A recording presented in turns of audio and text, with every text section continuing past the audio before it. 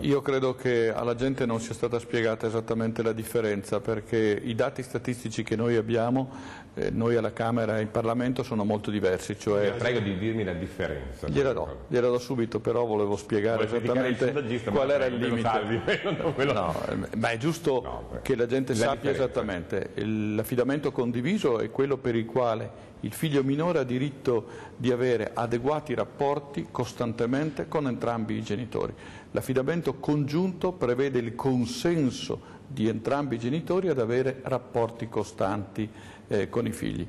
L'affidamento condiviso può essere disposto, anzi deve essere disposto, anche in ipotesi di conflittualità tra i genitori, perché i figli sono totalmente estranei al rapporto di conflitto tra i genitori. Per fare un esempio, Alessandra, scusi lei, il primo figlio in che regime di affidamento è? Che nasce in un matrimonio, dico giusto? Nasce in un matrimonio, il primo figlio in realtà il papà non ha voluto fare un affidamento congiunto in quel momento, e nonostante sia affidato solo a me la bambina, in realtà è un affido congiunto di fatto. Per questa è una scelta di... Perché è una cosa facile da fare. Sorta di vulnus, invece il secondo figlio non nasce in un matrimonio. Non nasce in un matrimonio, ma tant'è, è sempre un bambino, ha sempre una mamma e un papà, e quindi giustamente nasce con due genitori e tutti e due dovrebbero svolgere il loro ruolo.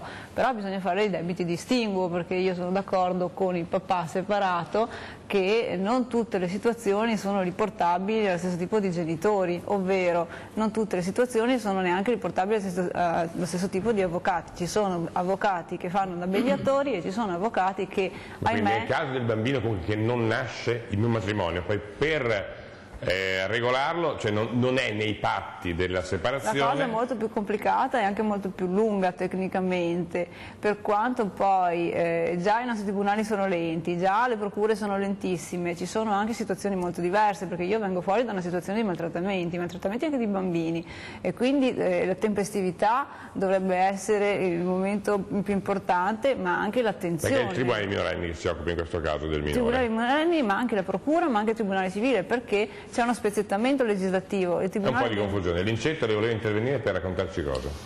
No, per raccontare cosa vuole che aggiunga che cosa di più drammatico di quello che stiamo sentendo?